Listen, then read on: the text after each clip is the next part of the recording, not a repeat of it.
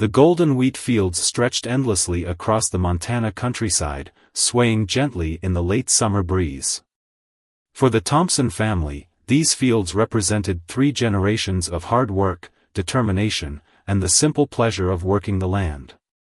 But their peaceful existence was about to be shattered by a group of individuals who had no respect for their way of life. Mike Thompson wasn't your typical farmer. Before settling down to take over his father's farm, he had served as a Navy SEAL for 15 years, completing numerous classified missions across the globe.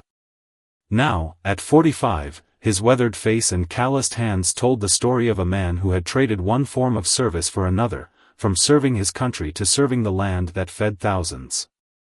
His daughter, Rose, had just turned 21. She had her father's quiet strength and her late mother's gentle spirit. Unlike many of her peers who had left for the big cities, Rose chose to stay and help run the family farm. She had a natural talent for the business side of farming, modernizing their operations with new technology while maintaining the traditional values that had made their farm successful. The trouble began on an ordinary Wednesday afternoon. Rose was driving back from the grain elevator in their old blue pickup truck when she first noticed the motorcycles. 3 of them, gleaming chrome and black leather, appeared in her rearview mirror. At first, she thought nothing of it. The rural highways often attracted riders enjoying the open road. But something felt off. The bikers kept pace with her truck, neither passing nor falling behind. Rose's grip tightened on the steering wheel as she remembered her father's lessons about situational awareness. "Trust your instincts," he always said. "They're usually right." The lead biker, a massive man with a thick beard and tattooed arms, suddenly accelerated and pulled alongside her truck. His face was partially hidden behind dark sunglasses, but his smirk was clearly visible. He revved his engine aggressively, causing Rose to flinch. The other 2 bikers spread out, forming a triangle around her vehicle. Rose's heart pounded in her chest, but she maintained her composure. Years of helping her father handle unpredictable livestock had taught her the value of staying calm under pressure. She reached for her phone, keeping one eye on the road, but quickly realized there was no signal, a common problem in these remote parts. The bikers continued their intimidation game for several miles, occasionally swerving close to her truck and making threatening gestures. Rose knew she couldn't outrun them in the old pickup, but she also knew she was only 10 minutes from home. Her father would be working in the West Field today, and the CB radio in the truck could reach him. With trembling fingers, she reached for the radio mic. "Dad, you there? It's Rose. I've got trouble." The radio crackled with static before her father's calm voice came through. "What's wrong, sweetheart?" The steadiness in his voice already made her feel safer. As Rose began explaining the situation, the lead biker suddenly swerved in front of her truck, forcing her to slam on the brakes. The pickup skidded on the gravel shoulder, kicking up a cloud of dust. When the truck finally stopped, the bikers had her surrounded. "Dad," 3 bikers, black leather, skull patches. "They're blocking me in on Route 12, about 2 miles from Peterson's old place." Rose's voice remained surprisingly steady as she remembered her father's training. "Observe. Report. Stay calm." Mike Thompson's response was immediate and clear. "I'm on my way. Remember what I taught you." Rose knew exactly what he meant. In the glove compartment was a small canister of bear spray. Her father's insistence on being prepared for anything suddenly seemed prescient. The lead biker cut his engine and dismounted, his boots crunching on the gravel as he approached her window. His 2 companions remained on their bikes, blocking any possible escape route. The leader's face was now fully visible, a web of scars across his left cheek and a look in his eyes that spoke of bad intentions. Well, what do we have here?" His voice was gravelly, matching his rough appearance. "A pretty little farmer's daughter all alone on these dangerous roads?" He leaned closer to the window, his breath fogging the glass. Rose's mind raced through her options. The truck was stalled, and even if she could start it, the bikers would easily catch up. Running wasn't an option. The nearest farm was over a mile away across open fields. Her best bet was to stall for time. Her father had taught her that in dangerous situations, moments could mean the difference between life and death. "My father's expecting me," she said firmly, proud that her voice didn't waver.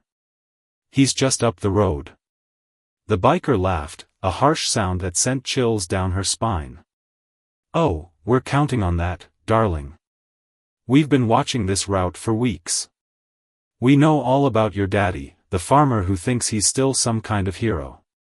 The revelation that they had been planning this made Rose's blood run cold.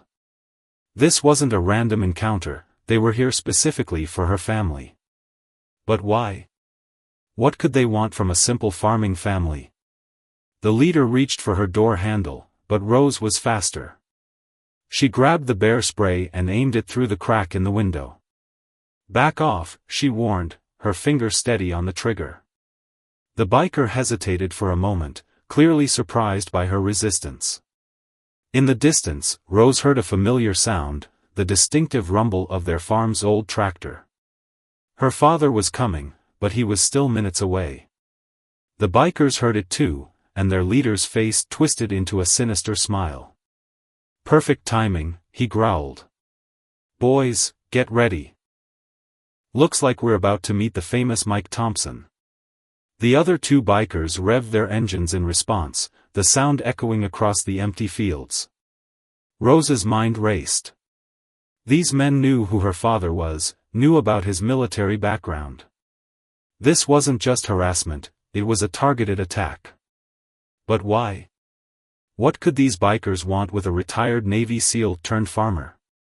As the tractor's rumble grew closer, Rose noticed something in her rearview mirror that the bikers hadn't, a dust cloud approaching from the opposite direction. Someone else was coming. But friend or foe? In these remote parts, everyone knew everyone, and help could come from unexpected places. The lead biker was so focused on the approaching tractor that he didn't notice Rose slowly reaching for the CB radio again. She needed to warn her father that this was no random encounter.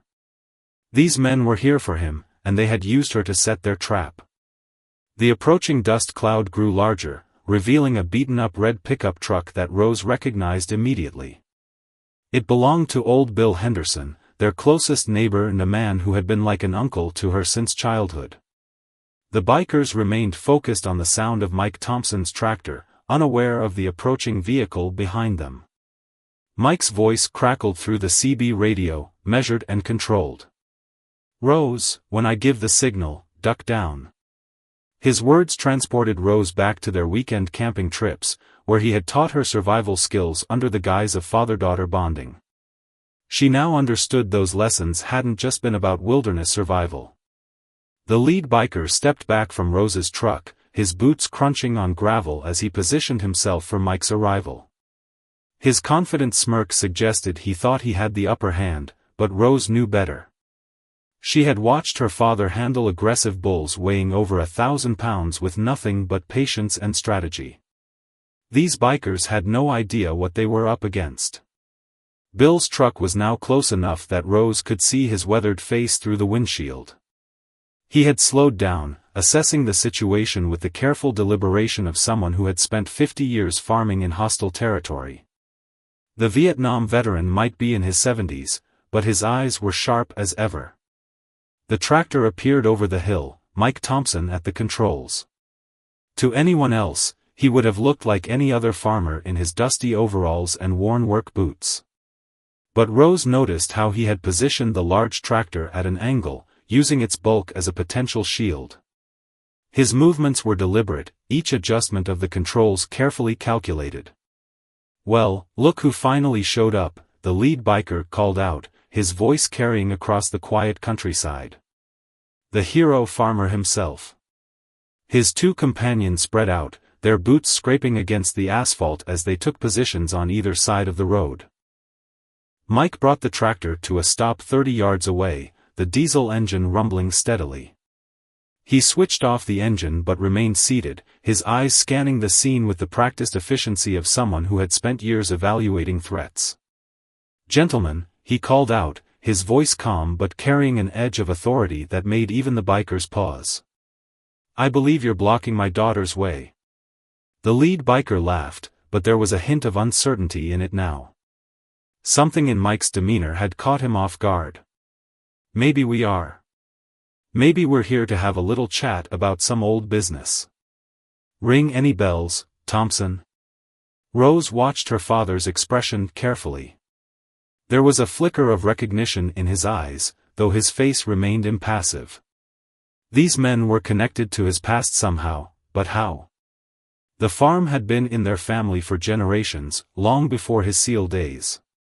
"If you've got business with me," Mike replied, slowly climbing down from the tractor, "then let's handle it like men. My daughter has nothing to do with this." His boots hit the ground with a soft thud, and he stood straight, his movements fluid despite years of hard farm work. The lead biker's face darkened. "Oh, but she does now. See, we spent months tracking you down, Thompson." "Months? And what do we find?" The great Mike Thompson, playing farmer, pretending the past never happened. He spat on the ground, his previous cockiness replaced by raw anger. Behind them, Bill had pulled his truck to a stop, positioning it to block any escape route the bikers might have planned. The old farmer stepped out, a shotgun held casually at his side, not pointed at anyone, but its presence impossible to ignore. "Everything all right here, Mike?" Bill called out, his voice carrying the casual tone of a neighbor stopping by to chat, though his eyes never left the bikers. The lead biker glanced back, clearly thrown by this new development. What should have been a simple intimidation tactic was rapidly spinning out of their control. Rose noticed her father's subtle hand signal, 3 fingers tapping against his leg. It was one of the many silent communications he had taught her over the years. She slowly reached for the door handle, ready to move when needed. "You know what happened to Johnny?" the lead biker snarled at Mike, his composure cracking. "You were there that night. He was my brother, and you left him behind." The pieces started falling into place in Rose's mind. This wasn't about the farm at all, this was about her father's past life, about a mission gone wrong, about loyalty and loss. Mike's expression softened slightly, though his stance remained alert. "Johnny was a good man," he said quietly. "One of the best I ever served with." "What happened that night?" He paused, choosing his words carefully. "There's a lot you don't know about what really happened." The lead biker's hand moved toward his jacket, but Mike's voice cut through the tension like a whip. "I wouldn't." Just 2 words, but they carried enough weight to make the biker freeze. "Your brother wouldn't want this. He certainly wouldn't want you threatening an innocent girl." Bill had moved closer, his footsteps silent despite his age. The other 2 bikers were now looking uncertain, their earlier bravado evaporating as they realized they were outnumbered and outmaneuvered. "You don't get to talk about what Johnny would want," the leader shouted, but his voice cracked with emotion. "You don't get to stand there and act like you care when you're the one who—" He was cut off by the sound of sirens in the distance. Rose hadn't even noticed her father pressed the small device in his pocket, a silent alarm that connected directly to the local sheriff's office, another precaution he had installed after years of evaluating potential threats to the farm. The leader's face contorted with rage and desperation. "This isn't over, Thompson," he growled. "You can't hide behind your tractors and your fancy farm forever. The truth about that night is going to come out." Mike took a step forward, his presence commanding despite his simple farmer's clothes. "You're right about one thing," he said quietly. "The truth does need to come out. But this isn't the way." He reached slowly into his pocket and pulled out a worn business card. "When you're ready to talk, really talk, call this number. They can tell you everything about what happened to Johnny. The parts that were classified, the parts you never knew." The biker stared at the card for a long moment, conflict evident on his face. The sirens were getting closer now, their wail cutting through the tension like a knife through butter. The sound of motorcycle engines filled the air as the bikers made their retreat, leaving behind a cloud of dust and unanswered questions. Rose watched them disappear down the rural highway, her heart still racing from the confrontation. The business card her father had offered lay forgotten on the ground, dancing in the wake of their departure. Mike Thompson walked over to his daughter's truck, his movements betraying a weariness that hadn't been there that morning. He opened her door with gentle concern. "You okay, sweetheart?"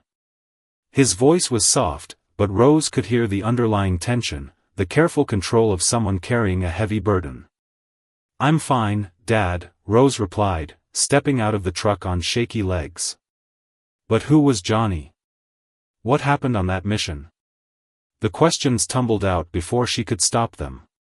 For all her 21 years, she had never heard her father speak about his time in the SEALs with such raw emotion. Bill Henderson approached them, his shotgun now safely stowed away in his truck.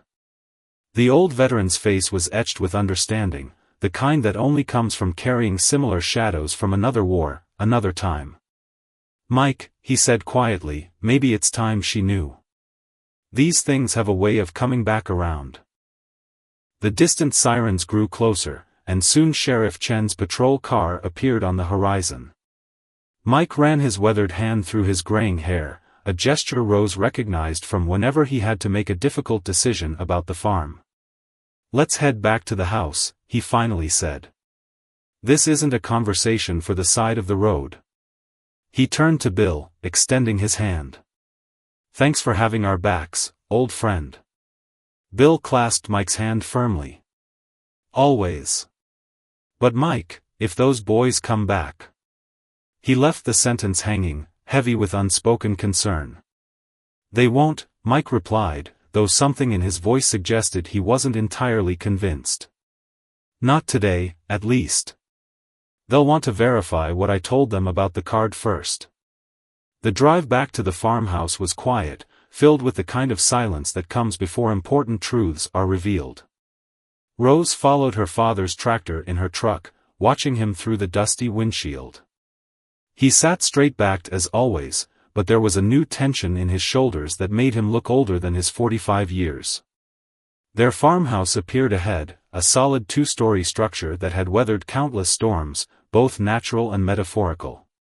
The late afternoon sun cast long shadows across the front porch, where wind chimes made by Rose's mother still hung, their gentle tinkling a constant reminder of her presence even 5 years after her passing. Inside, the house smelled of fresh coffee. Their housekeeper, Mrs. Wu, always kept a pot brewing. The elderly woman took one look at their faces and quietly excused herself, her intuition telling her this was a private family matter. She had been with them since Rose's mother died, and her discreet presence had become an essential part of their household.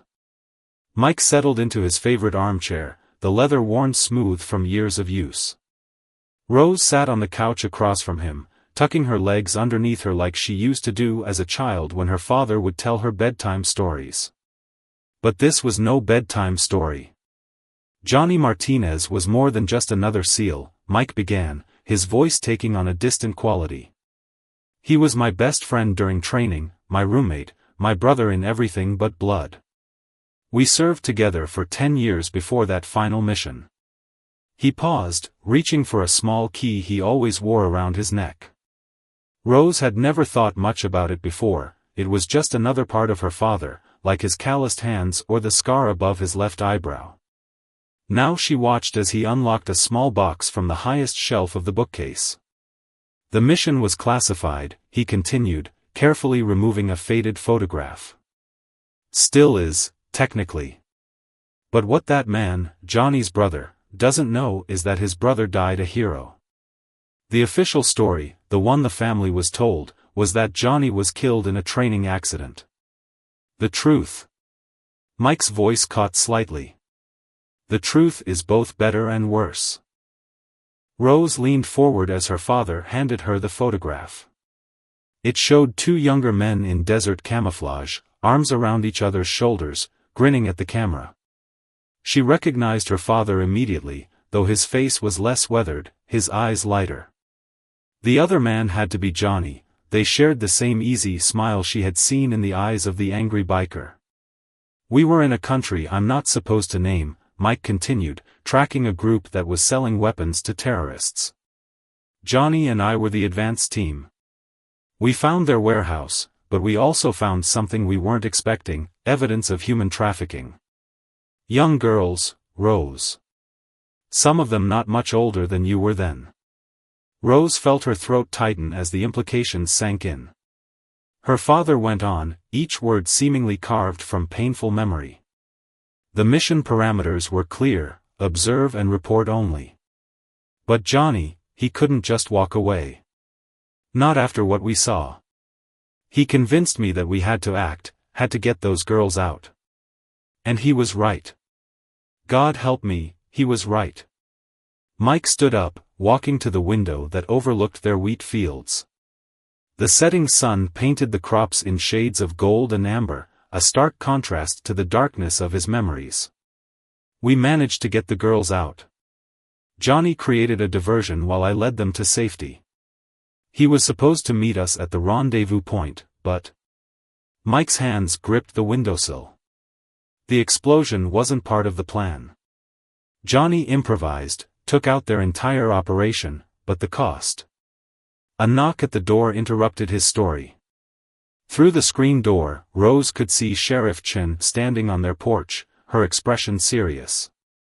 Behind her, 2 black SUVs with government plates were pulling up the farm's driveway. Mike straightened up, his face settling into the calm mask Rose recognized from the confrontation earlier. "Looks like Johnny's brother made that phone call sooner than I expected," he said quietly. "Rose, whatever happens next, remember, your Uncle Johnny died making sure those girls got to go home to their families. Sometimes the right thing and the legal thing aren't the same thing." The knock came again, more insistent this time. Rose watched her father square his shoulders, ready to face whatever consequences his past actions had finally caught up to. But one question still burned in her mind: why now, after all these years, had Johnny's brother chosen this moment to appear? Sheriff Chen's boots echoed on the wooden porch as Mike Thompson opened the door. The late evening sun cast long shadows behind the 2 government agents who stood beside her, their dark suits stark against the rural backdrop of the farm. Rose watched from the living room, clutching the old photograph of her father and Johnny. "Mike," Sheriff Chen nodded, her professional demeanor tinged with concern. "These gentlemen are from Naval Criminal Investigative Service. They'd like to speak with you." She paused, glancing at Rose. "Privately." The taller of the 2 agents stepped forward, his silver hair suggesting years of experience. "Commander Thompson," he addressed Mike by his former rank, "I'm Agent Walsh. We need to discuss the Martinez incident."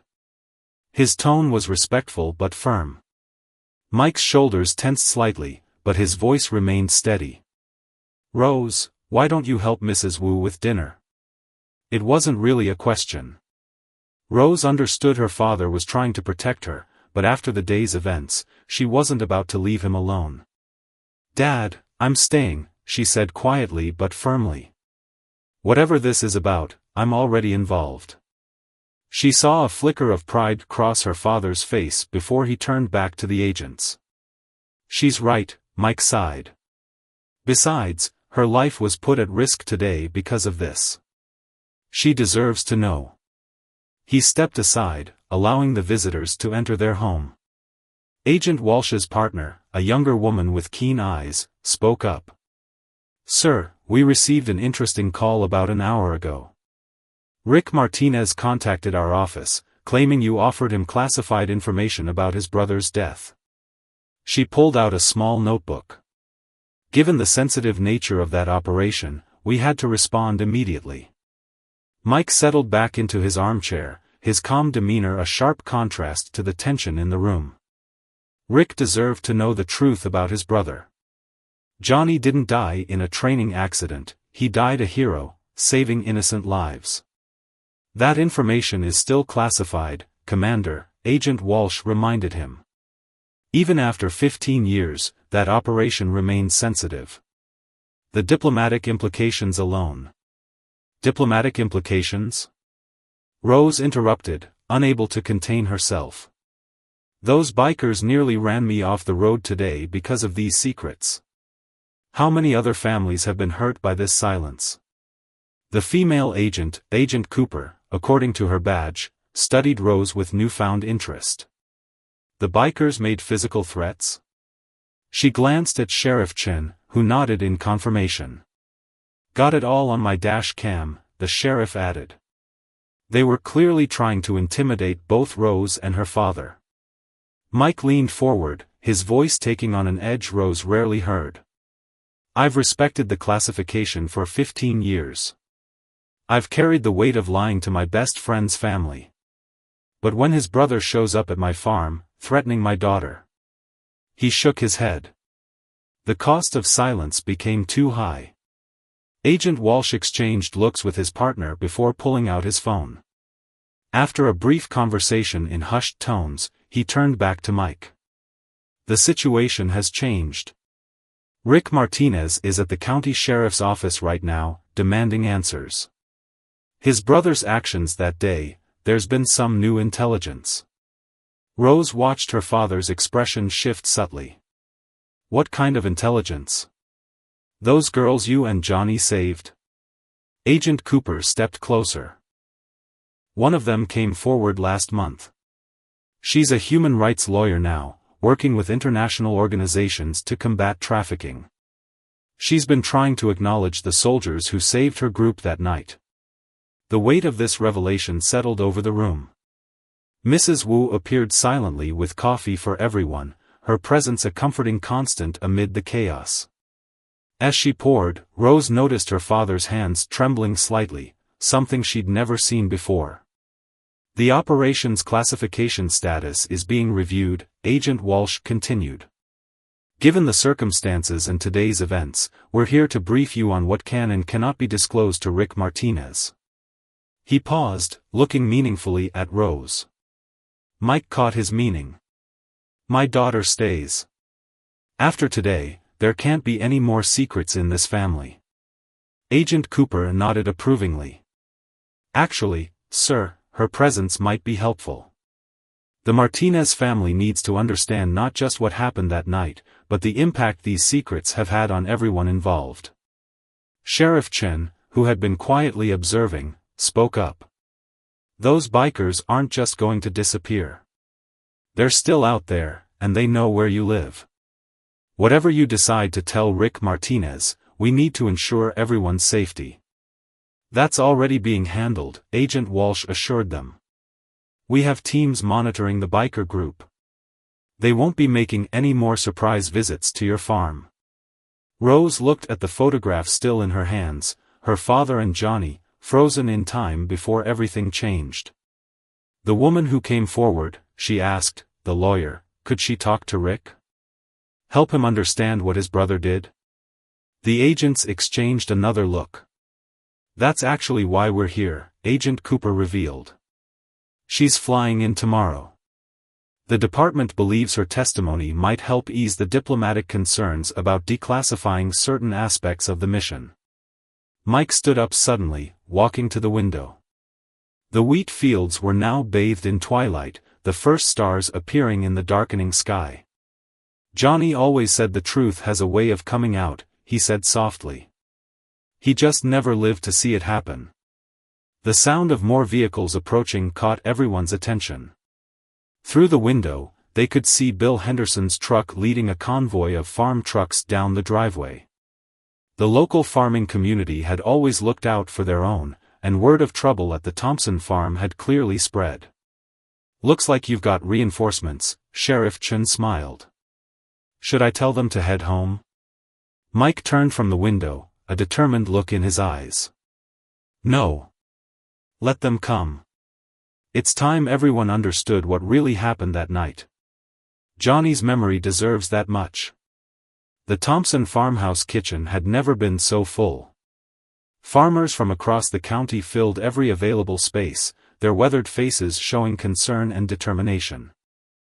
Mrs. Wu moved efficiently between them, distributing coffee in her famous homemade cookies, while Bill Henderson stood by the door like an unofficial sergeant-at-arms.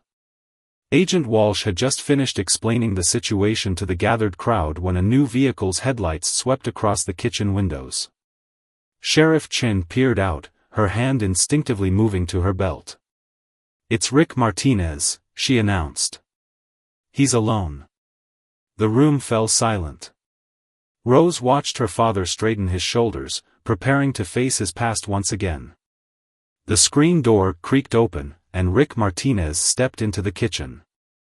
Without his motorcycle leather and gang, he looked smaller somehow, more vulnerable. His eyes were red-rimmed, suggesting he'd been crying. "The agents showed me the lawyer's statement," Rick said, his voice hoarse.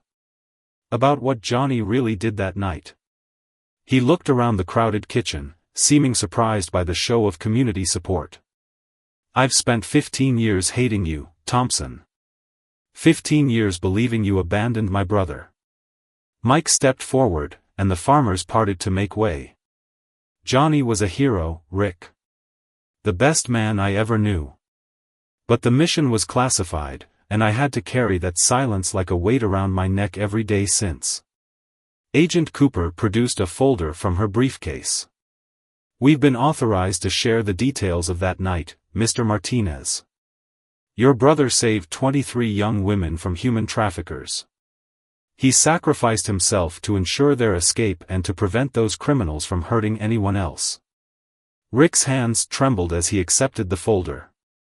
"Why didn't you tell me sooner? Why let my family suffer all these years?" "International relations," Agent Walsh explained. "The country where it happened was officially an ally. Revealing the operation would have destabilized crucial diplomatic relationships. But now, with one of the survivors coming forward publicly." The sound of a helicopter approaching interrupted him. Mrs. Wu hurried to the window. "More government people," she announced, her usual calm tinged with worry. But Mike smiled slightly. "Not government," he said. "That's her. The lawyer." He turned to Rick. "Would you like to meet someone your brother saved?" The helicopter landed in the empty field beside the farmhouse, its rotors stirring up clouds of dust in the twilight. A tall woman in a business suit emerged, her bearing dignified despite the wind whipping at her clothes. Agent Cooper went out to meet her, leading her toward the house. When she entered the kitchen, the room fell silent again. Her dark eyes swept the crowd before settling on Rick Martinez. "Mr. Martinez," she said softly, her accent hinting at her Middle Eastern origins. "My name is Dr. Amira Patel. 15 years ago, your brother gave his life to save mine and 22 other girls. I've spent years trying to find a way to tell you this story." Rick struggled to speak, emotion choking his words. "My brother, he really died saving you?" Dr. Patel nodded, tears in her own eyes. "He told us to run while he created a diversion. He said, 'Tell my family I love them.' Those were his last words." She reached into her bag and pulled out a worn piece of paper. "I wrote down everything I remembered from that night, every detail about your brother's bravery. I was only 16 then, but I never forgot." The kitchen was absolutely still as she read her account. She described how Johnny had discovered them locked in shipping containers, how he and Mike had worked together to free them, and how Johnny had stayed behind to destroy evidence that could have led the traffickers to their families. When she finished reading, Rick turned to Mike, his earlier anger replaced by something closer to understanding. "You couldn't tell us this? Any of this?" Mike shook his head. "The mission was compartmentalized. Even I didn't know all the details until recently. Those girls' safety depended on absolute secrecy. Johnny understood that, it's why he did what he did." Dr. Patel stepped closer to Rick. "Your brother's actions that night inspired my career choice. Every trafficking victim I've helped rescue, every criminal organization I've helped dismantle, that's Johnny's legacy. He didn't just save us, he started a chain reaction that's saved countless others. The farmers in the kitchen began sharing quiet murmurs of approval and respect. Bill Henderson raised his coffee cup. To Johnny Martinez, he said solemnly. A hero who died serving others. The room echoed with raised cups and whispered, to Johnny. Rick Martinez looked around at these strangers honoring his brother, and his shoulders began to shake with silent sobs. Mike stepped forward and, after a moment's hesitation, pulled him into a tight embrace. Rose watched her father comfort the man who had threatened them just hours ago, and understood something profound about healing, forgiveness, and the weight of untold stories. Through the kitchen window, the stars were now fully visible, twinkling above the endless wheat fields where so many secrets had been buried for so long. Dawn broke over the Thompson farm, painting the sky in soft pinks and golds. Rose sat on the porch swing, watching the farming community slowly disperse after their night-long vigil. Many had stayed, refusing to leave until they were certain the situation was fully resolved. Their trucks kicked up gentle dust clouds as they headed home to start their own morning chores. Inside the farmhouse, Mike Thompson and Rick Martinez sat at the kitchen table with Dr. Patel, poring over old photographs that Rick had brought from his truck. They'd been talking through the night, piecing together the full story of Johnny's life and sacrifice. Mrs. Wu kept the coffee flowing, her quiet presence a comfort to all. This was taken 2 weeks before that mission, Rick said, pointing to a faded photograph of Johnny at their mother's birthday party. He was different that day, quieter. Like he knew something was coming. Dr. Patel touched the photo gently. He had the same quiet strength the night he saved us. When he told us to run, his voice was so calm, so certain. He made us believe we would make it. Agent Walsh had left hours ago, but Agent Cooper remained, helping to sort through the newly declassified documents. The intelligence community has tracked the impact of that mission, she explained. The trafficking ring's collapse led to dozens of other operations being exposed. Johnny's actions that night started a domino effect that's still rippling through the region. Rose entered the kitchen just as Rick was showing another photograph to her father. Mike's face softened at the image. I remember this, he said. Johnny insisted on taking it right after our first successful mission together. Said we needed to document the beginning of our brotherhood. The sound of more vehicles approaching drew their attention. Through the window, they could see several motorcycles, Rick's crew from the previous day. But this time, they approached slowly, respectfully. Sheriff Chen's patrol car followed behind them, monitoring the situation. Rick stood up, his expression determined. Let me handle this, he said, heading for the door. They need to understand what really happened. Rose followed him onto the porch, standing beside her father as Rick approached his fellow bikers. The morning sun glinted off their chrome and leather, but their aggressive posture from yesterday was gone, replaced by uncertainty. Johnny didn't die the way we thought, Rick announced to his crew. Thompson didn't abandon him. My brother. His voice caught for a moment. My brother died saving innocent lives. He was a hero, and we've been dishonoring his memory with our anger. The bikers listened in silence as Rick shared the declassified truth. When he finished, the largest of them, the one who had seemed most threatening yesterday, removed his helmet and walked up to Mike. I served too, he said gruffly. Different branch, different war, but I know about classified missions and the weight of carrying secrets. We were wrong about you, Thompson. I'm sorry. Mike nodded, accepting the apology with quiet dignity. Dr. Patel had joined them on the porch, and the bikers turned to her with a mix of awe and respect as she described her work continuing Johnny's legacy of protecting the vulnerable. Perhaps, she suggested, your group could help protect other vulnerable people? Many trafficking survivors need security during court proceedings.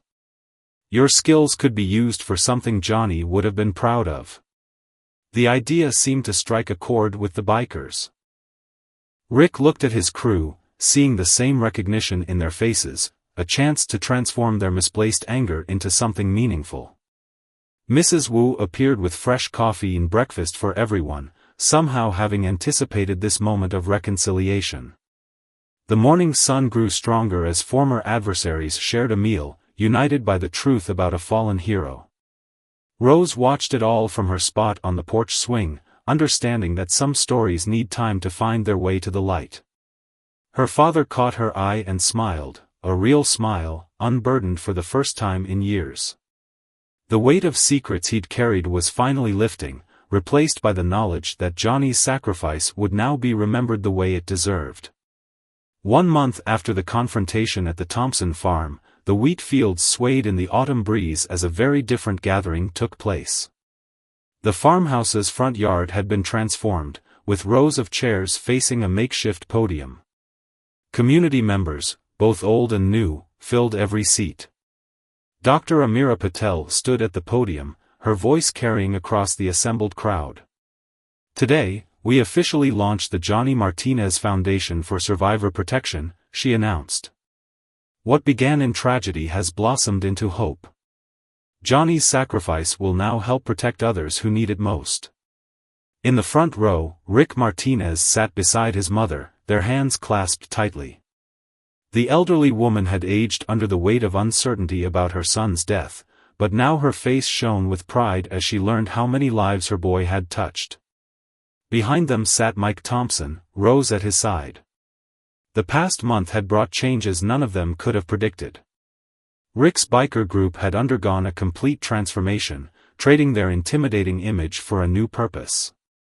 They now worked with Dr. Patel's organization, providing security for trafficking survivors during court proceedings and safe transports. Our first team of volunteer protectors has already completed their training, Dr. Patel continued, gesturing to where Rick and several of his former gang members sat in pressed shirts and ties. These men have learned to channel their strength into defending those who cannot defend themselves. Rose glanced at her father, seeing how the lines of worry that had marked his face for 15 years had softened. The burden of secrecy had been lifted, replaced by the knowledge that Johnny's story was finally being told in full. Mrs. Wu moved through the crowd with her usual quiet efficiency, distributing programs for the foundation's launch. Each one bore Johnny's photograph and the foundation's motto: protection, justice, hope. The words Johnny had lived and died by would now guide others. Sheriff Chin stood at the back, watching over the proceedings with a satisfied smile. The transformation of potential violence into purposeful action was the best outcome any law enforcement officer could hope for. Next to her, Agents Walsh and Cooper had returned for the ceremony, their presence a reminder of how much had changed since that tense evening a month ago. Bill Henderson's granddaughter was filming the entire ceremony for a documentary about rural communities and healing. The old farmer himself sat proudly in his wheelchair, having insisted on attending despite his recent hip surgery. Some stories need to be told, he'd said. Need to be remembered. As Dr. Patel concluded her speech, Rick took the podium. His voice, once filled with anger, now carried the strength of purpose. My brother died protecting innocent lives, he said. For years, I let that loss poison me with hatred. But now I understand, Johnny's story didn't end that night. It was just beginning. He gestured to his fellow bikers, now protectors. We're not just honoring Johnny's memory. We're continuing his mission.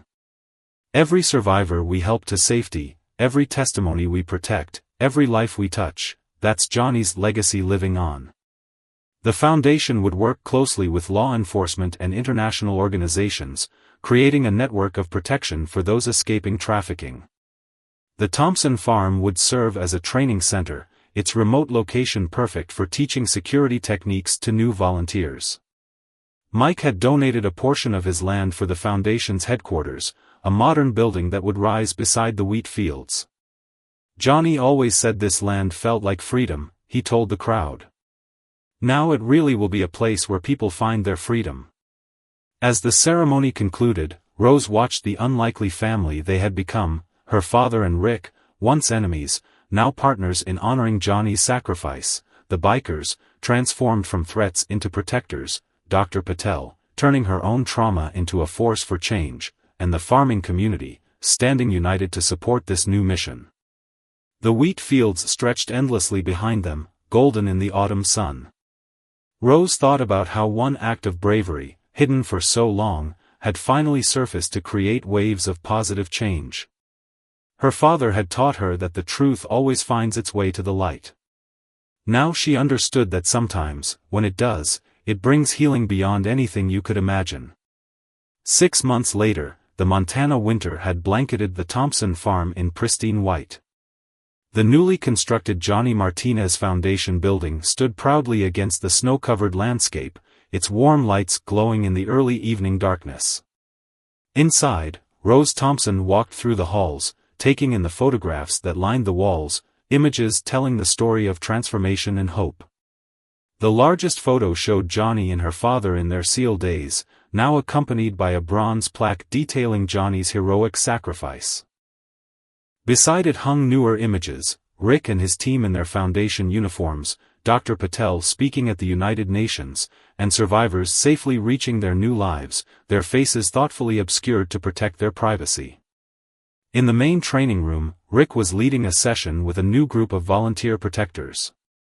Some were veterans, others former law enforcement, and a few were reformed gang members seeking redemption.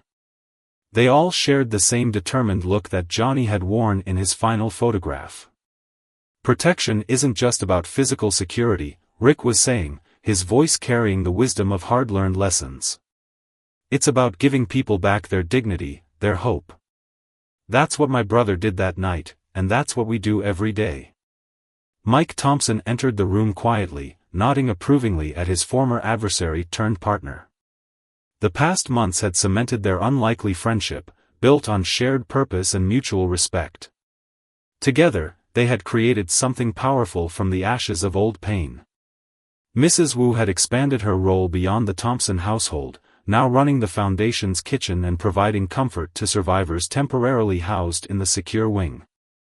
Her quiet strength and maternal warmth helped heal wounds that went deeper than the physical. The foundation's success had exceeded everyone's expectations. Working with Dr. Patel's international connections, they had already helped protect dozens of survivors and witnesses, ensuring justice was served while keeping vulnerable people safe. The rural community had embraced their mission, with local farmers providing additional safe houses and transport routes when needed. Sheriff Chen had incorporated the foundation's training into her department's protocols, creating a model program that other rural law enforcement agencies were beginning to adopt. The partnership between civilians and law enforcement was breaking new ground in victim protection. Outside, Bill Henderson's granddaughter was putting the finishing touches on her documentary. The film had caught the attention of major streaming services, all interested in sharing this story of redemption and rural justice. But more importantly, it was inspiring other communities to look at how they could make a difference. Rose found her father in Johnny's memorial room, a quiet space where his story was preserved in detail. The room had become a place of reflection for new recruits, reminding them of the profound impact one person's courage could have. "You know what Johnny would love most about all this?" Mike said, sensing his daughter's presence. "Not the building, or the foundation's success, or even having his story finally told. He'd love that his brother found his way back to who he really is." Through the window, they could see Rick's motorcycle group arriving for evening patrol, their leather jackets now bearing the foundation's emblem instead of gang insignias. They moved with purpose, pride having replaced their former aggression. Dr. Patel's latest email was displayed on the memorial room's bulletin board, announcing that 3 more trafficking networks had been exposed thanks to protected witness testimony. Below it was a note from Johnny's mother, expressing her joy at seeing her son's legacy living on through lives saved and people protected. Sometimes, Rose reflected, the most beautiful things grow from the hardest truths. She looked at her father, remembering the weight he had carried all those years. Johnny's story didn't end in that classified mission. It was just the beginning of something bigger than any of us. As night fell over the snowy fields, the foundation's lights served as a beacon of hope in the darkness. Inside its walls, protectors trained, survivors healed, and Johnny's spirit lived on in every life touched by his sacrifice. The truth had finally found its way to the light, and in doing so, had illuminated a path forward for countless others. The Thompson farm, once just a place where wheat grew, had become hallowed ground, a place where courage met compassion, where past enemies became family, and where one hero's sacrifice continued to ripple out into the world, creating waves of positive change that would be felt for generations to come.